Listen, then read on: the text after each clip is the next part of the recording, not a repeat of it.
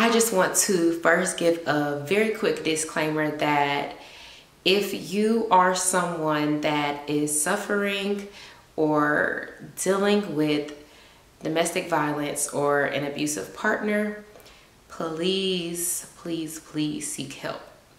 I know it can be very hard to do, and I know it can be very frightening, but please seek help in whatever way you can, and whatever help looks like for you.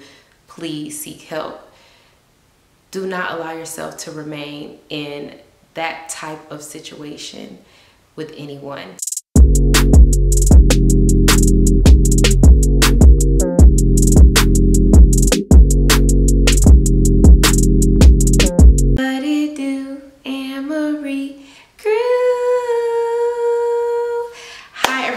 To my channel. If you are new to the channel, make sure you hit the subscribe button. If you've been here rocking with me, welcome back. Before we get into today's video, please give this video a big thumbs up, smash that like button, leave a comment down below, share this video with a friend, turn on your post notifications so that you get notified every time your girl posts a new video, and make sure you're subscribed to Anne Marie Tales, okay? Join Anne Marie crew because you need to get down. All right, we're gonna get straight into this video. I just want to first give a very quick disclaimer that if you are someone that is suffering or dealing with domestic violence or an abusive partner, please seek help.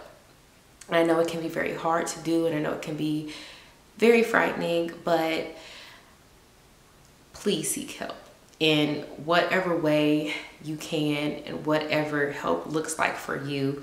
Please seek help.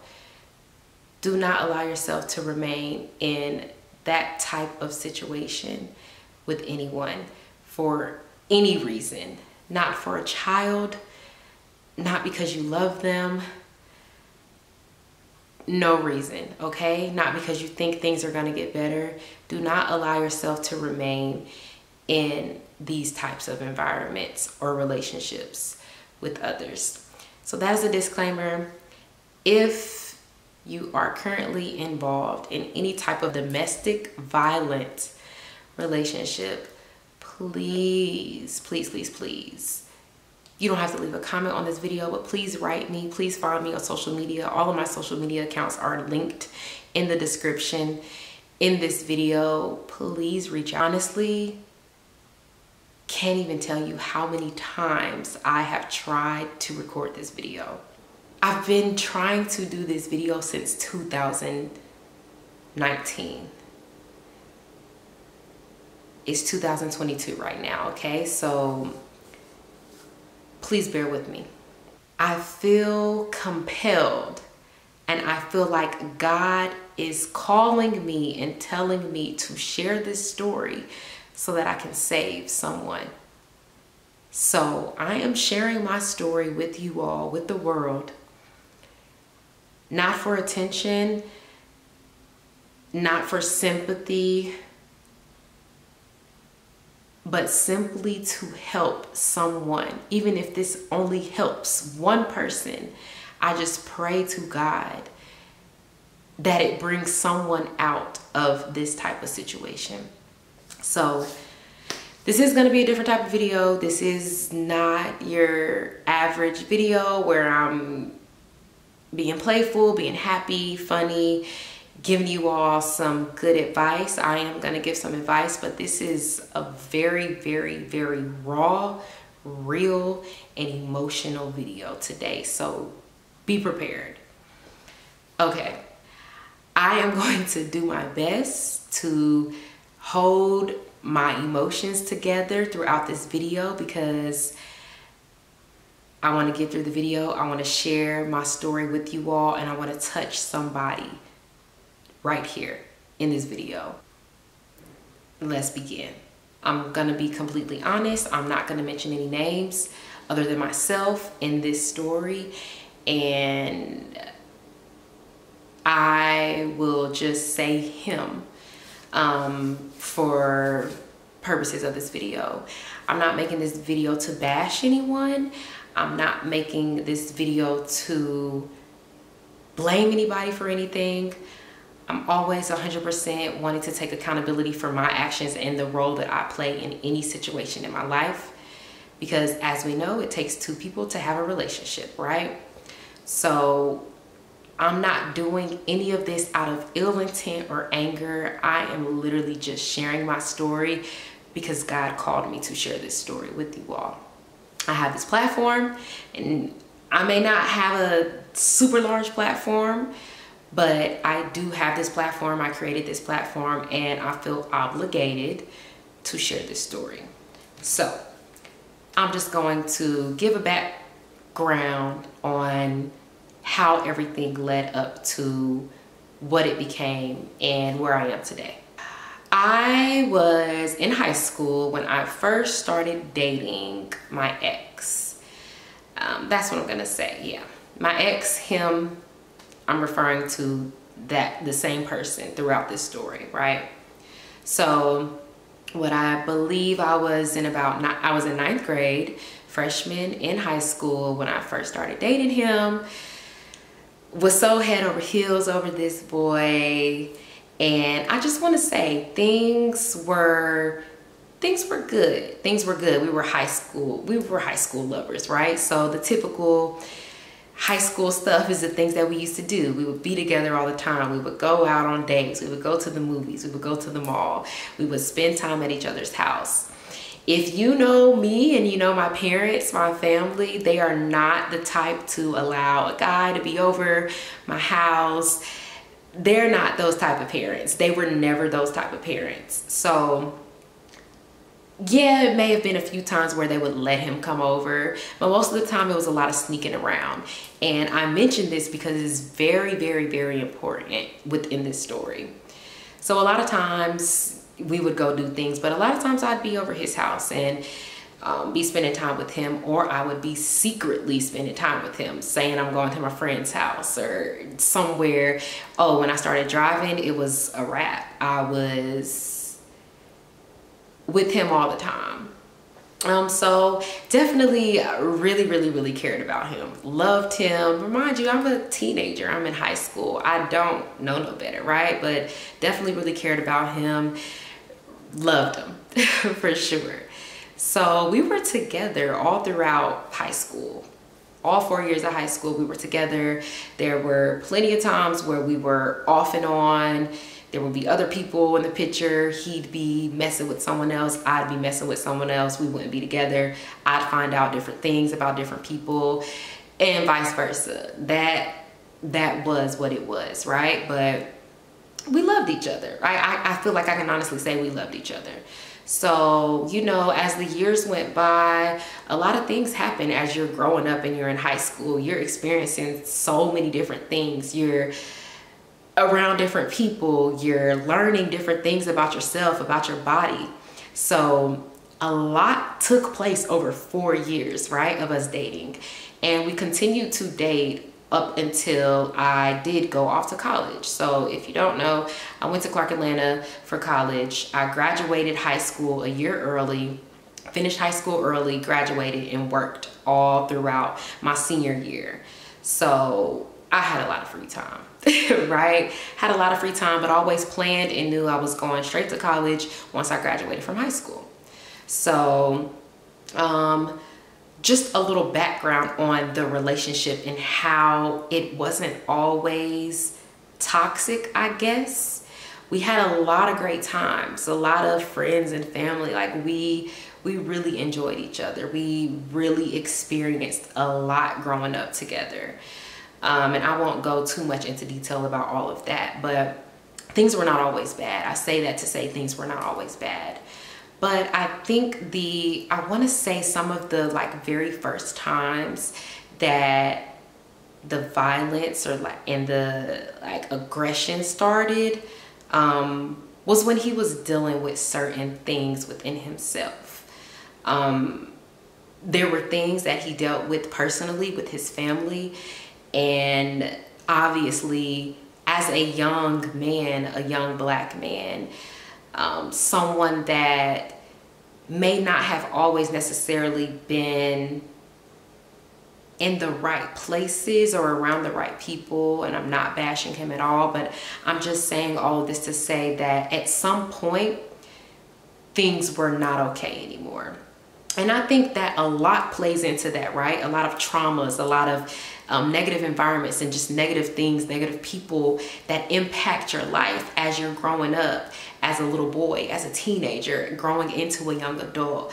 All of those things play a huge role in how you become, right? So things started getting negative. And I can't even really pinpoint exactly when, like an exact date that things started getting bad and ugly, but things started getting bad and ugly. So it started with, you know, the disrespect, the calling me out of my name, the B words, and I'm not gonna cuss on this video, but things like that, calling me out of my name, disrespecting me, right?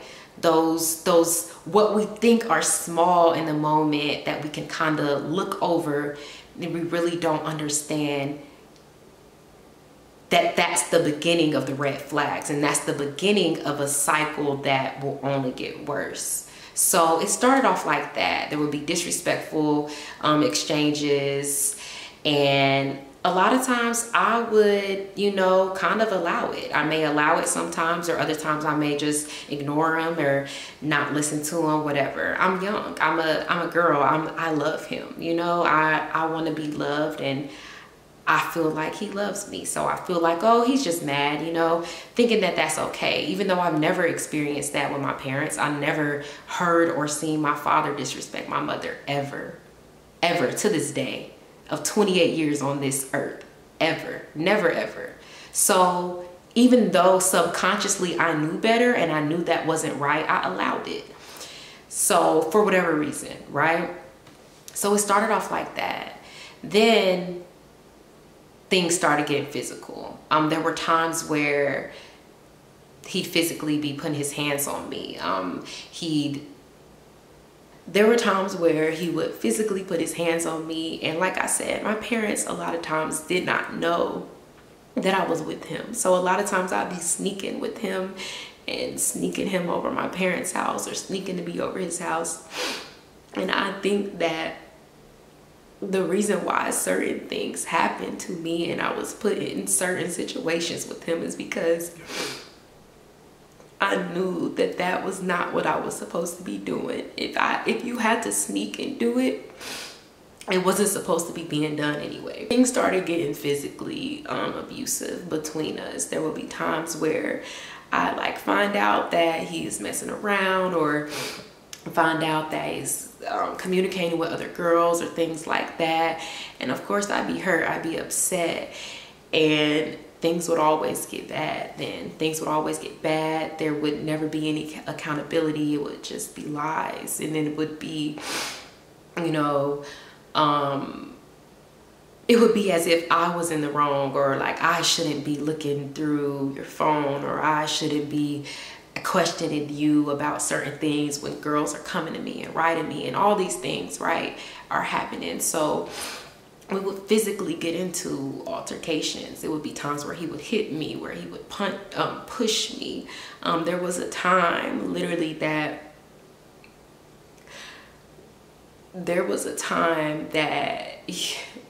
we got into a physical altercation, and I was leaving and got in my car, and he busted out the window of my car, and I literally went home and told my parents that, like, I made up a whole story of what happened to my window, right? Obviously I didn't tell them that he busted my window out trying to fight me. So there was those type of situations. There would be times where others would be around and it would be physical altercations going on, and people have to stop it. It was bad. I can definitely say, like, looking back at everything, it was definitely bad. And I think all parties involved knew it was bad, but maybe just didn't really know what to do, or didn't know like what it could lead to. So there were lots of times like that. There were times where I was afraid. There were times where there would be a physical altercation, and then I would be begging and pleading with him to, you know, like, don't leave, or all these things, like not realizing that I was just enabling him and allowing him to think that those things were okay to continue to do them. Those things were happening for a few years, but like I said, we continued to be together. We were off and on, but we were still together. So fast forward, I get ready to leave for school. I get ready to leave for college, and you know, we're like, we want to stay together. We want to try to make things work or whatever. We still want to communicate with one another and just kind of see where things go. At one point, we were like talking about him moving to the same place as me or whatever when I came to school. So like, we still had hope, and we still wanted the relationship to last and the relationship to work. So my freshman year of college, I go home for a break, and him and I had officially like called things off. We were still talking here and there or whatever, but we were no longer together. And I think I had gotten to a point where I was ready to let go, but I still loved him. I still cared about him, and he still wanted to be together, or you know, whatever the case may be. So we were still trying to like see each other when I came home and stuff like that.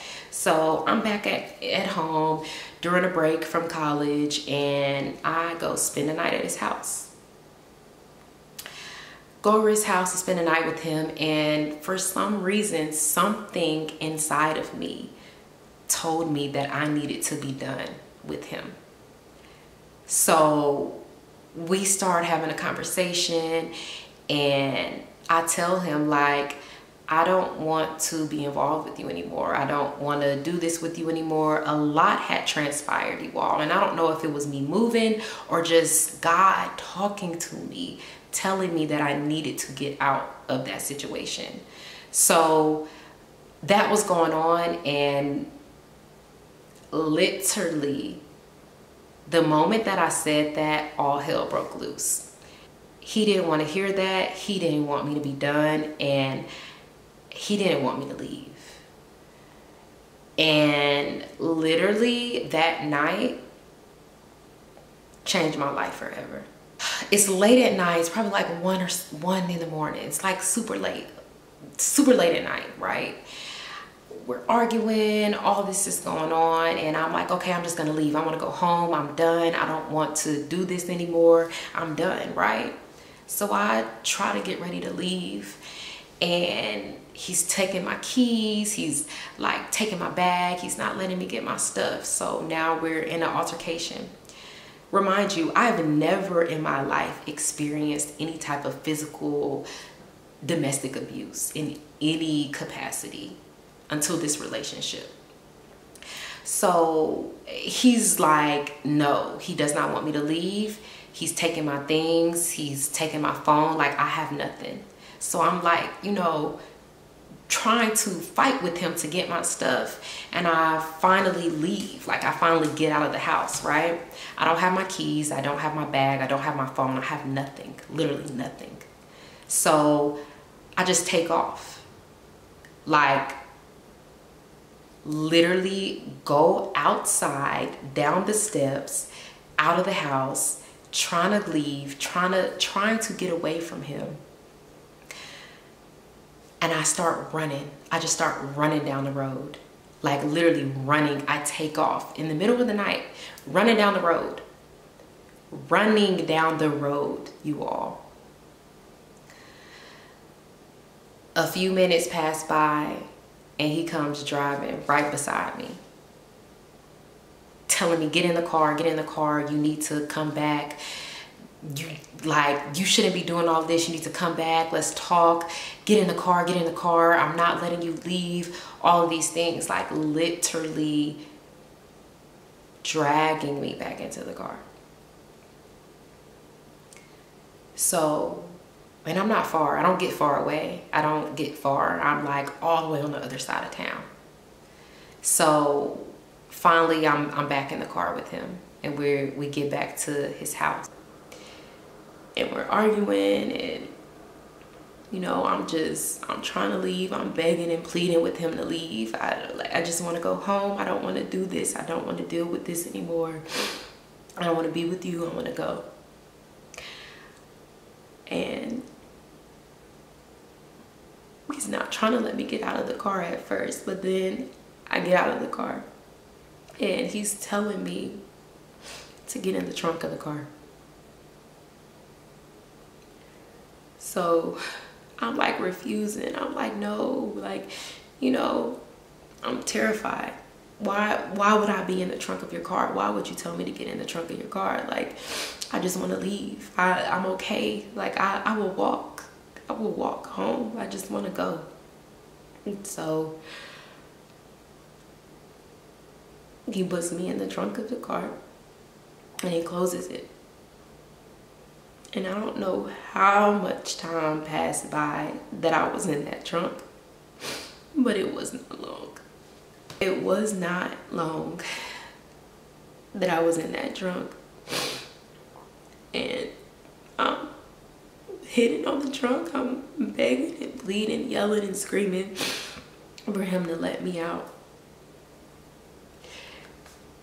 And he opens the trunk and he has a gun.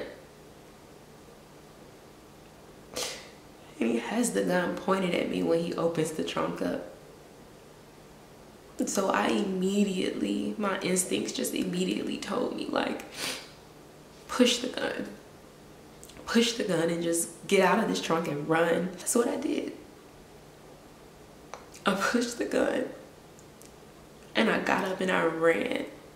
I ran for my life because I truly believed that that man was going to kill me.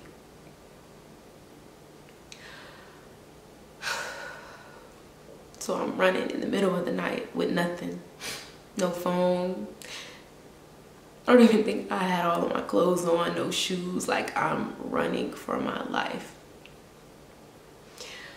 And I'm not gonna go into detail of everything else after that, but let's just say I did not call the police.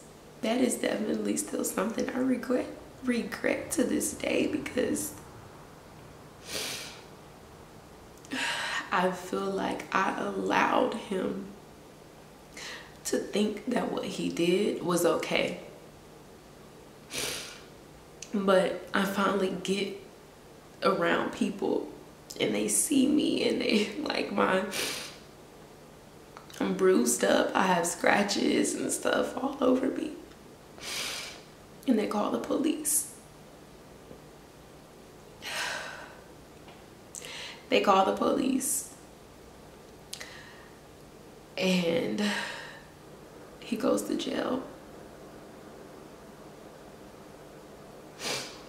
But me being me wanting to save everybody, even when people don't deserve to be saved. He was in jail, and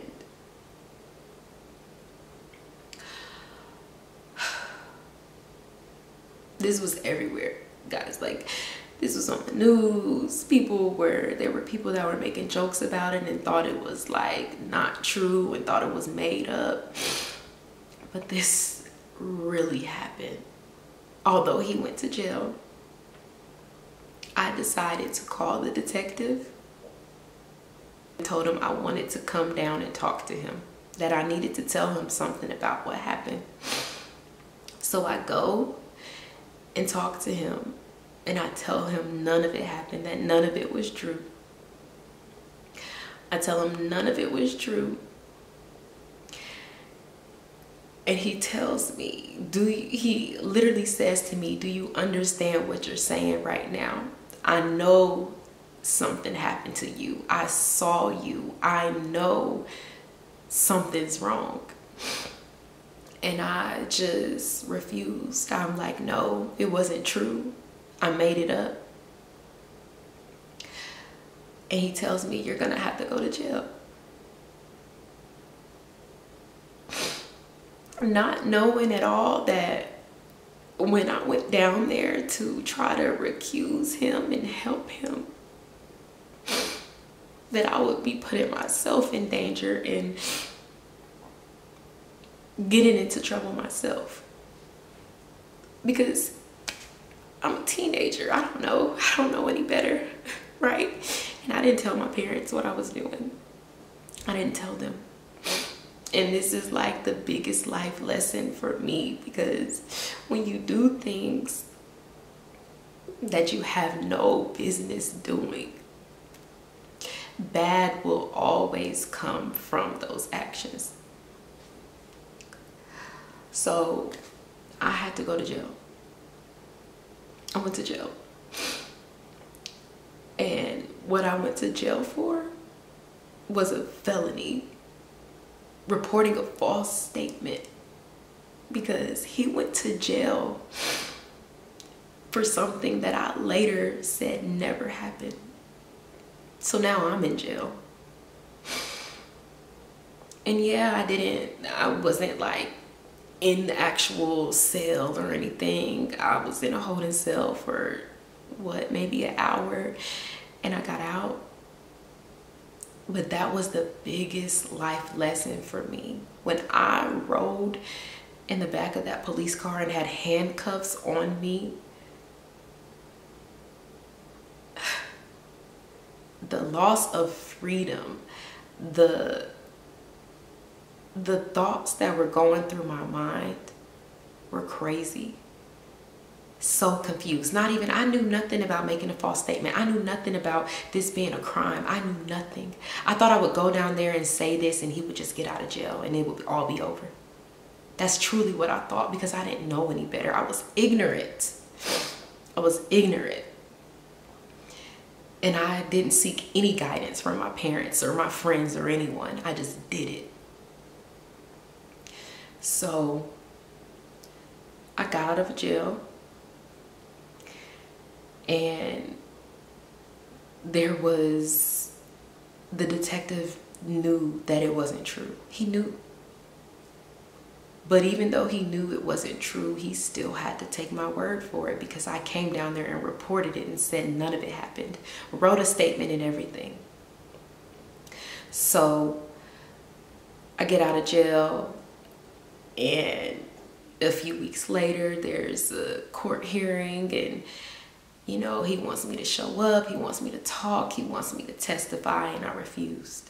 I couldn't do it. And I feel like a coward to this day that I was not able to speak my truth, and that I allowed that to happen, even though it was gonna happen anyway. God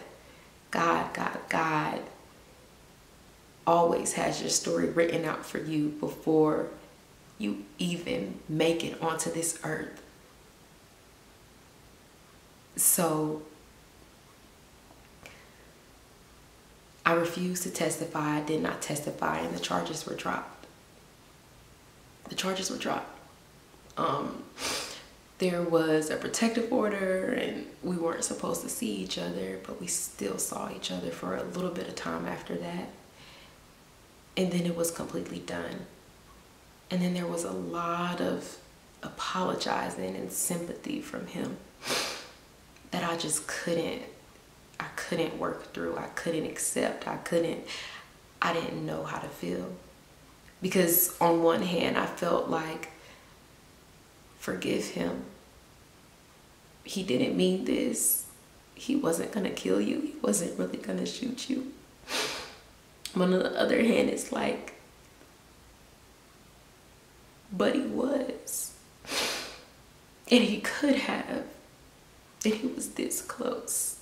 God spared me to be able to tell you all this story. And this is not it. So because of all of that, I was charged, right? I was charged for that stuff, for that crime. And I was in college, right? I had so much going on for myself. And this is the thing about the system. This is the thing about getting another chance. This is why I am so invested in what I do, because I was given another chance for being ignorant, for being a child, for not knowing the seriousness of this system, for not knowing the serious consequences that come behind your actions. I was on probation while I was in college for a whole year. It was one of the worst times of my life. I had never been in trouble. I had never done anything. And I was on probation, taking drug tests every month. Every month. Doing community service. Reporting when I'm all the way here in Georgia and I'm on probation back in Tennessee. For a whole year. A whole year. Over something I had no clue would turn out this way. But it did, and it taught me the most valuable lesson of my life. I was so depressed.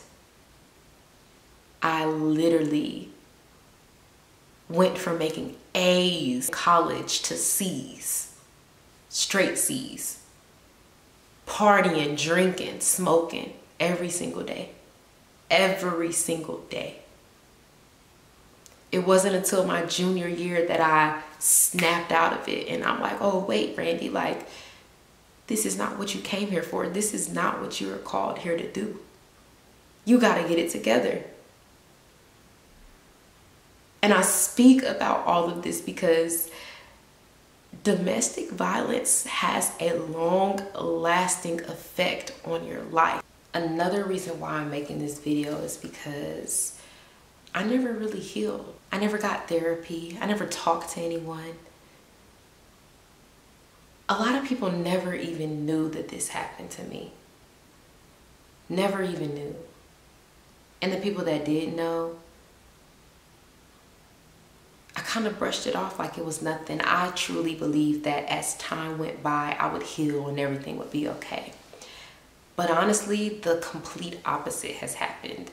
Still to this day, so many years later, I am still suffering from that experience, from that very traumatic experience. I am still suffering mentally, physically, and emotionally.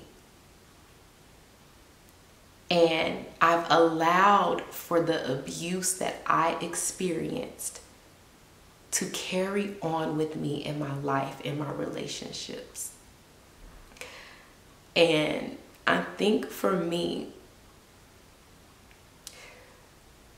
what really hurts me the most is that I didn't seek the help that I needed to heal properly. And I thought I could do it all on my own. And I thought time would just erase everything. And I allowed for my past pain to develop inside of me that someone else caused me. And I exhibited it in my relationship. And that is something that I've had to sit with and deal with for years. Domestic violence is not a joke. It's not a game. And when you experience it, you have to seek help. Here I am, 28 years old, and I am finally seeking the real help that I need to heal. It has been so many days, so many nights, so many tears, so many fights internally for me in dealing with this. I say all of that to say I take full responsibility. I take accountability for all of my actions in this life. And I want to share this. It is a burden being lifted off of me. I was trying my hardest to not be crying throughout this video. I'm so trash right now, but I really wanted to share this, and I just thank God for finally allowing me to be strong enough and encouraging to be able to record this video, because this was not easy for me.